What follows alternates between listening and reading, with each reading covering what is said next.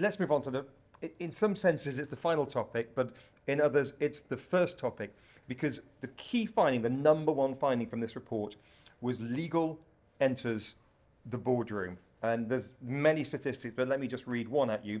60% of legal decision makers have a seat on the board or equivalent, and now routinely advise the board, not just on legal matters, but on business strategy. Mona, you've spent some of your life or career in private practice, but a lot of it recently in-house. To what extent does that reflect your reality, that you're now in the boardroom and being asked to advise not just on legal rulings, but on business strategy? Absolutely, 100%.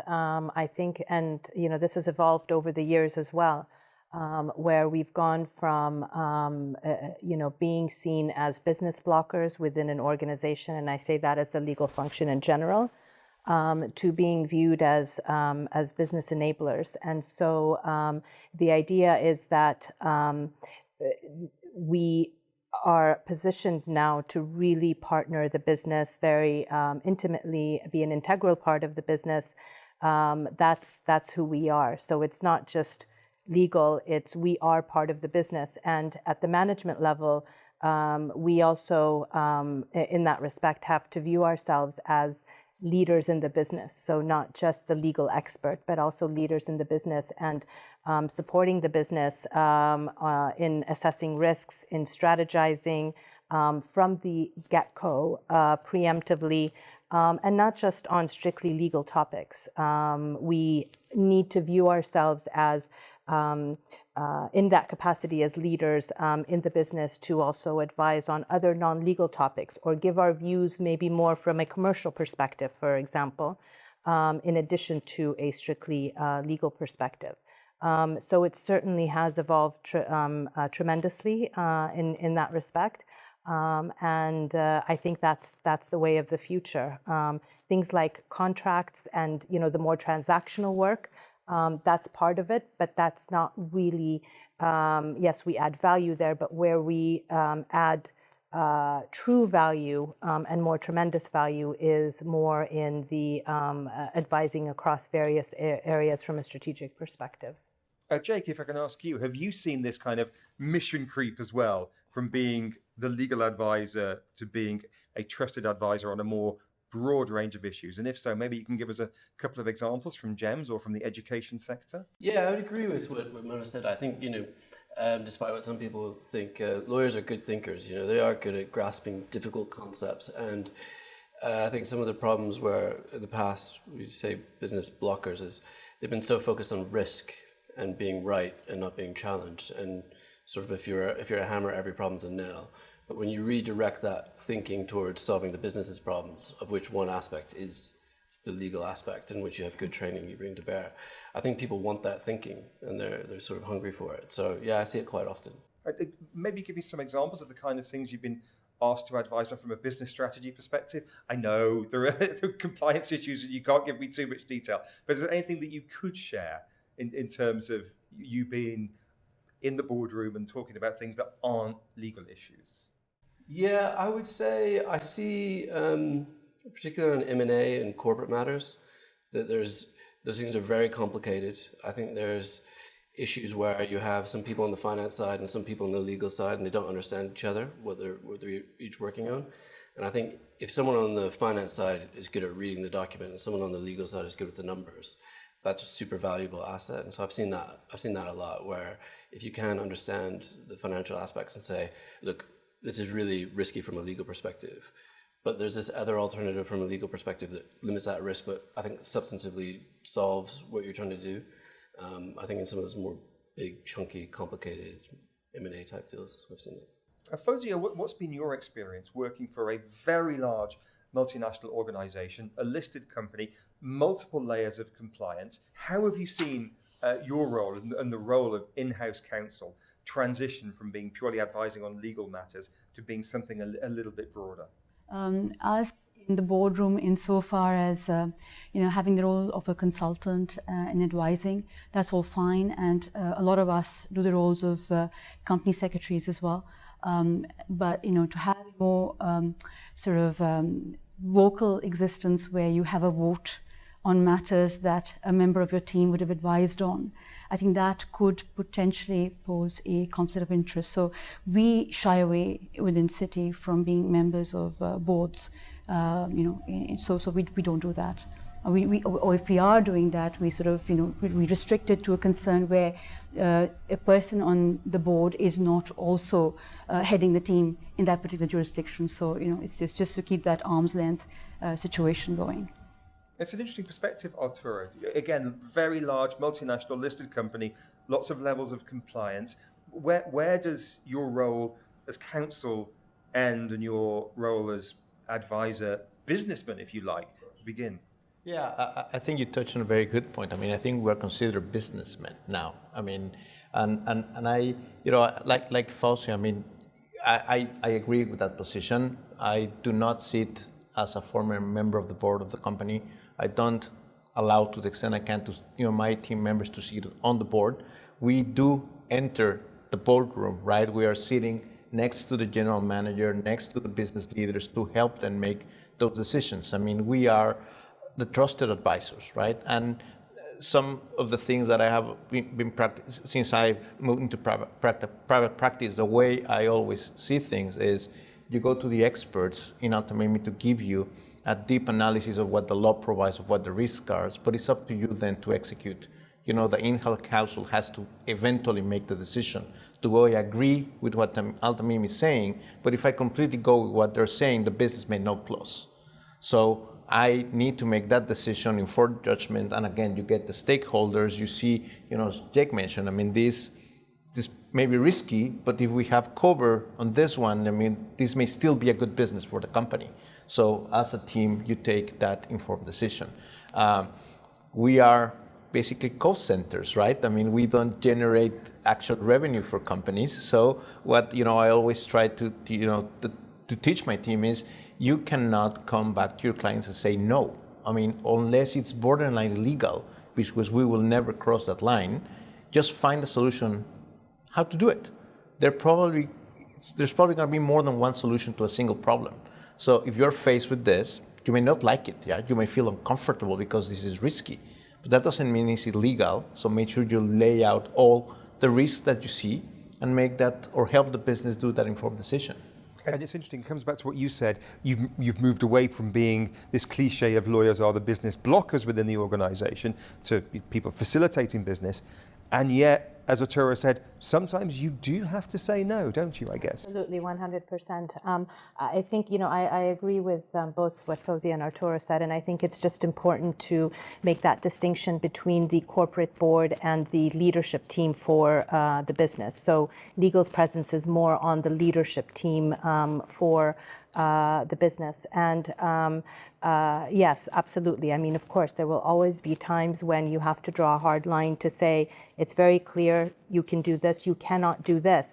I think where our role has changed over the years and will continue to change is that perhaps in the past it used to be that legal would just say, no, you can't do this.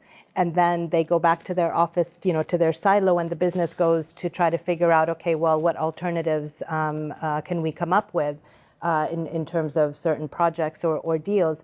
Whereas now legal is more involved with that ongoing discussion among the business. So it's, no, you can't do this, but let's see what you can do that would would provide the business with a competitive edge, but still keep you in compliance with the local laws and any other rules and regulations that you have to be compliant in. So it's a more proactive, ongoing discussion, as opposed to in the past where it might have been that legal just says no, and then that's the end of that discussion until the business approaches again.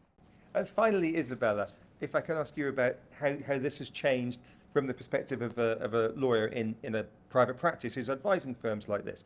To what extent have you seen a change in the type of people that you're advising? I've got this image maybe 10, 15 years ago, you would have mainly been advising the legal counsel in firms like this.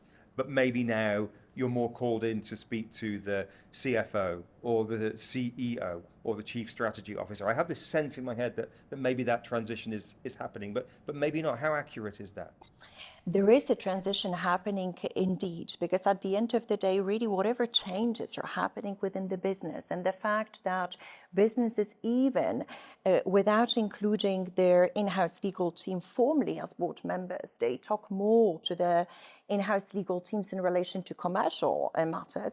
That directly means that we get approached very often by the chief finance officers, by the chief executive officers, by, in general, by those who lead the commercial side of the business.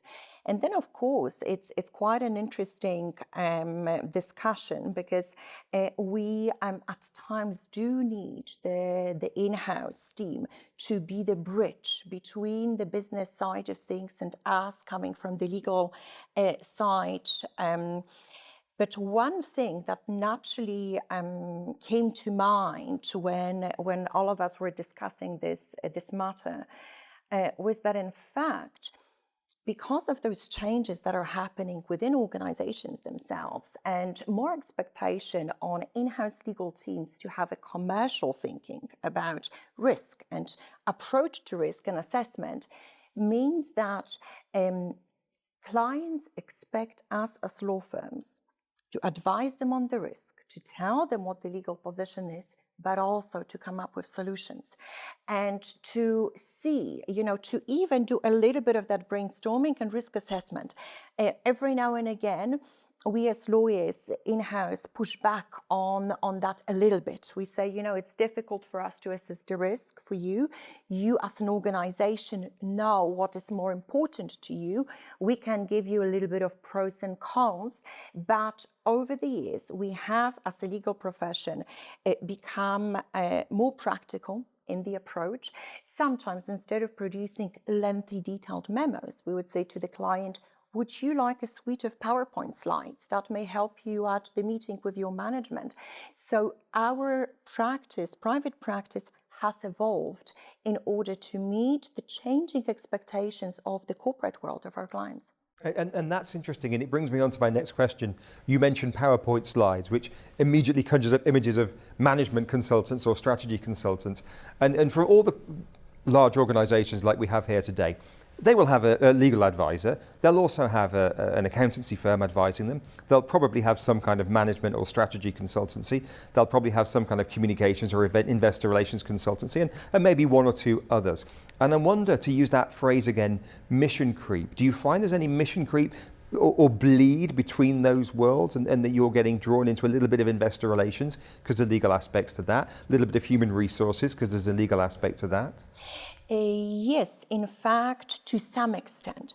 Of course, not largely, because still, although there is a huge world of professional services and strategy firms and financial advisory vehicles and us law firms, but there is a little bit of that, first of all, overlap where a business would discuss a strategy issue with us, but again, then those discussions tend to be limited to really local opposition in relation to a given topic.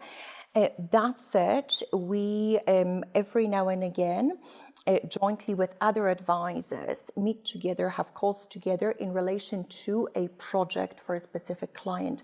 There has been much more, I think, communication between law firms, strategy firms, and even auditors or accounting firms working for a given business in relation to a specific client than years ago when I started to practice law. Because all of us, we know that at the end of the day, we are there to serve the same purpose, the same client, and the better we communicate as professionals, then the better the overall outcome will be for the business. Well, I'm going to wrap up now by asking each of you just for one final concluding thought, if I may. Of course, this is the first law firm in the Middle East and North Africa with a regular survey-based publication, Legal Leaders in MENA. 700 people have been surveyed in this. And just to throw the spotlight forward, or maybe get out the crystal ball, we've looked at the top 7 issues presented in this report, but I'm interested in the questions you're being asked, either internally or externally, and what you think some of the future legal issues that are going to be in future reports might be. Arturo, first of all for you, what are the 2023, 2024 issues that are emerging on the horizon? I mean, again, I'm going to take this from the technology side of things. I mean, I think we're seeing cybersecurity as a big threat, right? And again, as lawyers, I think handling of data, right, from our employees, clients, and the ethics of doing business, with the embedding of artificial intelligence and the like. I think the way we conduct business in the future is going to be essential, and one of the 3 pillars of IBM ESG report circles around the ethics of doing business. I think that's what's in stake for the horizon, limit to the legal profession here in the region. Mona, from your perspective inside Henkel, what are these future emerging issues, the ones where you think, I'm getting more and more questions on this, this might be important going forward? Yeah. I agree with Arturo. I think issues of data protection and privacy will continue to evolve, especially in the region as we get more and more legislation in that area.